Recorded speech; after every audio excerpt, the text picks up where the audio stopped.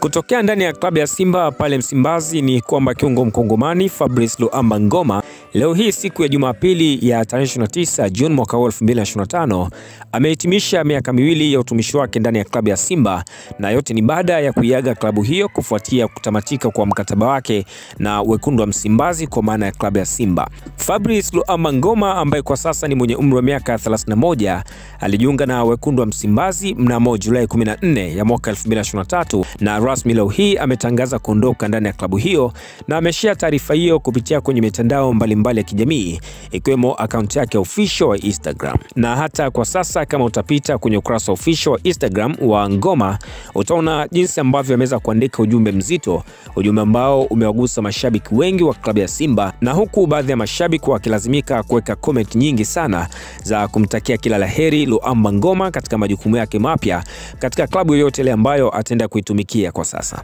Na kwa hapa nitausoma ujumbe ambao Fabrice Luamba Ngoma amekuja kuweka kwenye ukurasa wake wa Instagram, licha kuwa ameuandika kwa lugha ya Kiingereza, lakini nitautafsiri kwa lugha ya Kiswahili ili tuweze kufahamiana zaidi kwa kile ambacho Fabrice Luamba ameweza kukimaanisha kwenye post yake ambayo ikielezea jinsi ambavyo anawaaga mashabiki wa klabu ya Simba, lakini hata uongozi pia wa klabu ya Simba. Na kwenye upande wa picha ambayo Fabrice Luamba Ngoma ameitanguliza kwenye post yake ni hii picha ambayo kimeonyesha akiwa amevalia uzi wa klabu ya Simba, na kwa maana siku ambayo picha hii ilikuwa inapigwa, siku hiyo ilikuwa ni kwamba alikuwa ni team captain wa klabu ya Simba.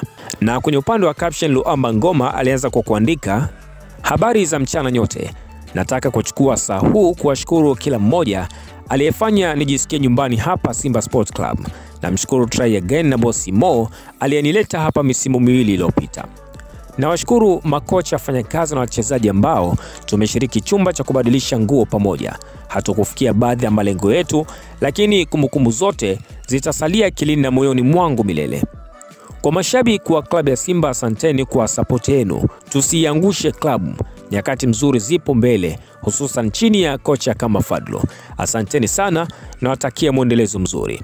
Huo ni ujumbe ambao umeandikwa na Fabrice Luamba Ngoma wakati akiwaaga mashabiki wa klabu ya Simba, lakini pia viongozi, benchi zima la ufundi la klabu ya Simba, pamoja pia na wawekezaji ambao wamekuja kuwekeza ndani ya klabu ya Simba kwa misimu yote miwili ambayo ameweza kuitumikia klabu ya Simba katika michuano ya ligi kuu Tanzania bara. Una maoni gani juu ya taarifa hii? Kwa taarifa nyingi zaidi endelea kusalia na Mshindo TV kwa ajili ya kuendelea kupata taarifa mbalimbali za kimichezo na burudani kwa kila siku na kila wakati. Thank you.